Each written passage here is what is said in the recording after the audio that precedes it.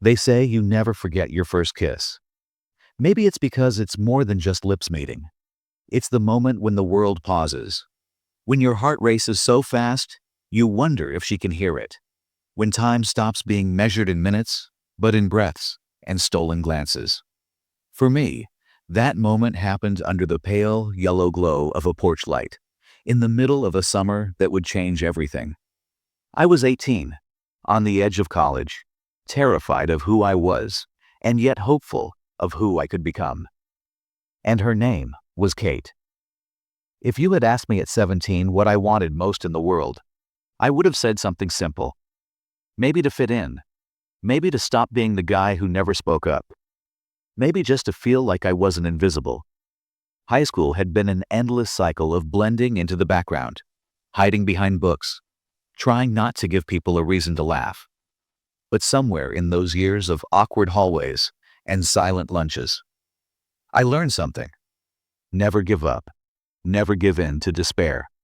I learned to be myself, even if myself was quiet, uncertain, or flawed. I wasn't perfect, and I knew it. But I promised I wouldn't let those memories break me. Now it was the summer before my freshman year of college, and life felt different. Possibility hung in the air like the heat shimmering off the pavement. Everything was about to change. And then, there was Kate. We'd been dating for 2 weeks, though dating still felt like a word borrowed from movies or books. To me, it felt like a fragile dream I was afraid might slip through my fingers. Kate wasn't just pretty, though she was that in every possible way. Sunlit hair, a smile that tilted like she was holding back laughter, eyes that seemed to see straight through my defenses. She was also kind, patient, and, most surprising of all, interested in me. That day had been one of those perfect summer days you don't want to end. We'd driven out to the lake, thrown rocks at the water, laughed about how I couldn't skip stones to save my life. She teased me when I got ice cream on my shirt.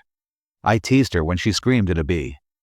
Everything about the day felt easy, light, like I'd stepped into someone else's life for a while. But as I steered the car toward her house that evening, a quiet nervousness began to creep in. I'd promised myself I'd try to be less shy, try to step forward instead of always hanging back. But how do you change years of holding back in a single summer? The sun had dipped low, leaving streaks of pink and orange fading into dusk. My car's headlights cut through the shadows as the tires hummed against the road. Kate sat in the passenger seat, humming softly to the radio, one hand resting near the gear shift. I wanted so badly to reach over, to close that small distance. But my courage always seemed one heartbeat too late. Then, in that small, sweet voice she usually saved for "good night" or "I miss you," Kate said, "Mike, I thought you were going to try to be less shy today." I swallowed, keeping my eyes on the road. What more could I have done? She hesitated, her cheeks tinting pink even in the dim light. "Well, you could have kissed me." Her words hit me harder than a thunderclap. For a second, I forgot how to breathe. Kiss her? The thought had been swimming in the back of my mind all day, but hearing her say it out loud was something else entirely. We pulled into her driveway. The house was quiet, the porch light glowing like a beacon against the growing dark. I killed the engine, and the sudden silence wrapped around us. My palms were damp against the steering wheel. I guess I'll walk you up," I said, my voice sounding steadier than I felt.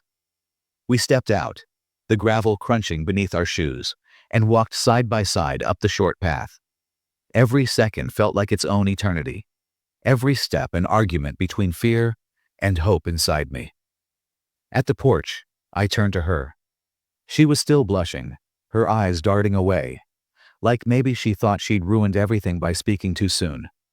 I folded my arms around her in a goodbye hug. But this wasn't the quick, polite hug of friends. This one lingered, stretched out until it felt endless, like neither of us wanted to let go. "Kate," I whispered. She looked up at me, locking eyes, her lips parting slightly. The world seemed narrow to just us, the creak of the porch under our weight, The hum of cicadas in the trees, the faint smell of summer air. Her eyelids drifted shut, like curtains falling after the encore of a concert. And I leaned in. My heart was pounding so hard I was sure she could feel it. I tilted my head, closed the space between us, and then, softly, gently, our lips touched. It was like electricity, but not the shocking kind. More like a warmth spreading through my chest, a fire lit from the inside. Her lips were soft, hesitant at first, just like mine. But then they pressed a little more firmly, a little more confidently. Every thought I'd had, the doubts, the fears, the worry about being too shy, melted away in that moment. There was only her, only us, standing under the pale yellow lamplight, while the rest of the world faded into shadow. Her hand slid up to my shoulder, holding me closer. I exhaled slowly, the tension leaving my body as I realized she wanted this just as much as I did. The kiss wasn't long, not like in movies, but it didn't need to be. It was perfect in its simplicity, sweet, real, unforgettable. When we finally pulled apart, her smile was shy but glowing, and I realized I was smiling too.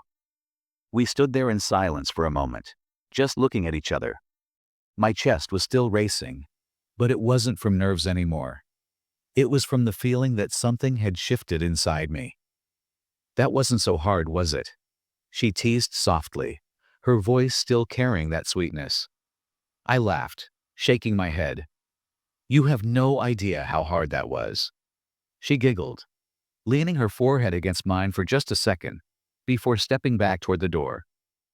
"Good night, Mike," she said. "Good night, Kate."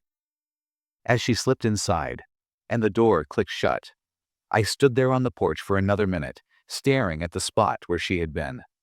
My lips still tingled, my heart still thudded, but more than anything, I felt different, stronger. It wasn't just a kiss. It was proof that I didn't have to stay the shy, invisible kid forever. That someone could see me, want me, choose me.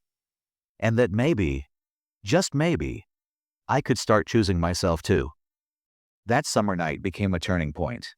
I didn't change overnight, but I carried that kiss with me into college, into new friendships, into every step I took toward becoming who I was meant to be. And even now, years later, I can still close my eyes and feel the warmth of that moment. My first kiss. My first real